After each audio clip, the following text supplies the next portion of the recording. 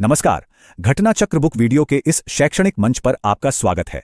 हमारा उद्देश्य है ज्ञान को सरल, स्पष्ट और सुलभ रूप में आप तक पहुंचाना। आइए आरंभ करते हैं अध्ययन और सफलता की इस यात्रा को। कभी सोचा है कि कुछ भाषाएं कितनी कमाल की होती हैं? मतलब वो एक पूरे वाक्य को, एक पूरी की पूरी भावना को बस एक शक्तिशाली शब्द में समेट सकती हैं। चलिए आज इसी जादू को थोड़ा और करीब से देखते हैं। अच्छा, एक सिचुएशन लेते हैं। मान लीजिए कोई ऐसा इंसान है जिसने उधार लिया है, लेकिन जब चुकाने की बारी आती है तो बस टालमटोल करता रहता है। क्या कहेंगे ऐसे व्यक्ति को? है कोई एक शब्द इसके लिए? जी हाँ, हिंदी में इसके लिए एक बहुत ही सटीक और शानदार शब्द है नादिहंत। देखा, एक शब्द और पूरी कहानी साफ हो गई। यही तो है शब्दों की असली ताकत। और ये तो बस एक छोटा सा उदाहरण है। आज हम ऐसे ही कुछ दिलचस्प शब्दों की दुनिया में गोता लगाएंगे, जो हमें दिखाते हैं कि हमारी भाषा कितनी कुशल और खूबसूरत हो सकती है। तो चलिए अपनी ये पड़ताल शुरू करते हैं उन शब्दों से जो किसी इंसान के कैरेक्टर, उसके चरित्र की बारीकियां बताते हैं। जैसे सोचिए हीरो शब्द के बारे में। हमारे दिमाग में एक खास इमेज बनती है, सही है ना? लेकिन क्या हर हीरो एक जैसा होता है? कुछ महान आदर्शों वाले होते हैं और कुछ थोड़े अहंकारी भी हो सकते हैं।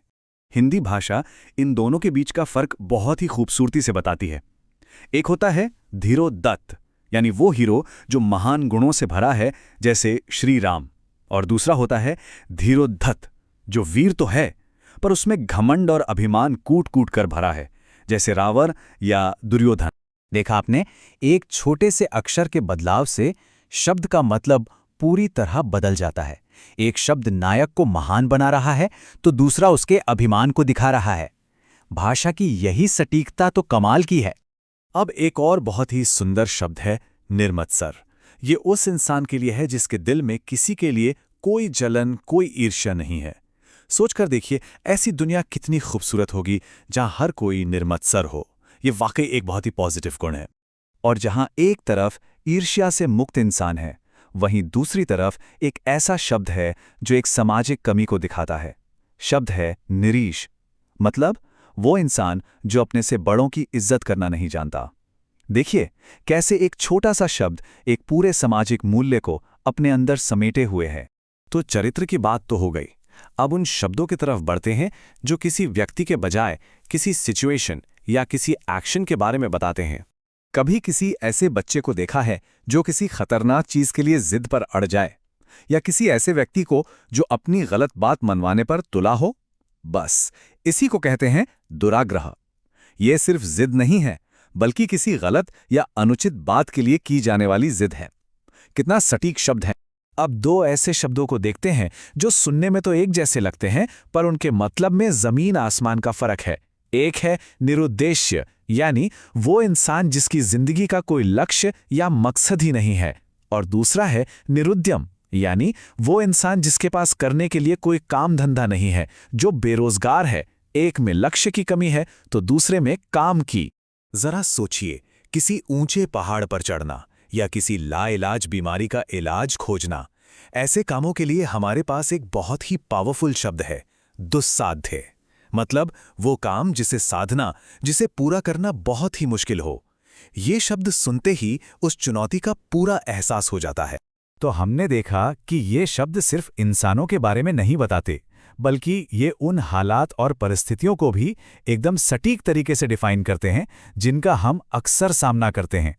चलिए अब कुछ ऐसे शब्दों को देखते हैं जो हमें रोजमर्रा की दुनिया से थोड़ा परे ले जाते हैं, कुछ खास जगहों और विचारों की दुनिया में।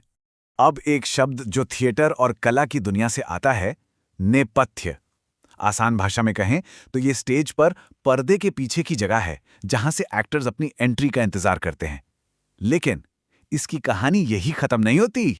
जी हाँ, दिलचस्प बात तो ये है कि नेपथ्य का एक और गहरा मतलब भी है। ये वो जगह भी है जहां कलाकार तैयार होते हैं, अपना मेकअप करते हैं, जिसे आज की दुनिया में हम ग्रीन रूम के नाम से जानते हैं। एक ही शब्द में मंच के पीछे की पूरी दुनिया सिमट गई है। हमारा अगला शब्द थोड़ा फिलॉसफिकल है और इसे समझने के लिए हमें 3 गुणों को जानना होगा, सत्व, रज और तम। आप इन्हें ऐसे समझ सकते हैं, सत्व यानी अच्छाई और शांति, रज यानी जुनून और एक्शन, और तम यानी अज्ञान और अंधकार। अब सोचिए, कोई ऐसा हो जो इन तीनों गुणों से, अच्छाई, जुनून और अज्ञान, इन सब से ऊपर उठ चुका हो, जो इन सांसारिक बंधनों से परे हो। बस उसे ही कहते हैं निर्गुण। ये एक बहुत ही गहरी आध्यात्मिक अवस्था है जिसे हमारी भाषा ने सिर्फ एक शब्द में कैद कर लिया है। और आखिर में समय की सटीकता को दिखाता एक बहुत ही काव्यात्मक शब्द, निशीथ। इसका मतलब सिर्फ आधी रात नहीं है, बल्कि ठीक आधी रात का समय, मतलब एकदम प्रिसाइज मिडनाइट। समय के एक पल को कितनी खूबसूरती से पकड़ा गया है ना? तो ये थी कुछ अद्भुत शब्दों की एक छोटी सी यात्रा। हमने देखा कि कैसे एक अकेला शब्द पूरी की पूरी कहानी कह सकता है। ये बात बिल्कुल सच है कि एक अकेला शब्द अपने आप में एक पूरी दुनिया को समेट सकता है, एक कहानी, एक भावना, एक पूरा का पूरा विचार। हमें ये याद रखना चाहिए कि ये सिर्फ शब्द नहीं है, ये सोचने और दुनिया को देखने के औजार हैं, टूल्स हैं। जब हमारे पास सटीक शब्द होते हैं तो हम चीज़ों को ज़्यादा साफ तरीके से समझ पाते हैं और दूसरों को समझा भी पाते हैं।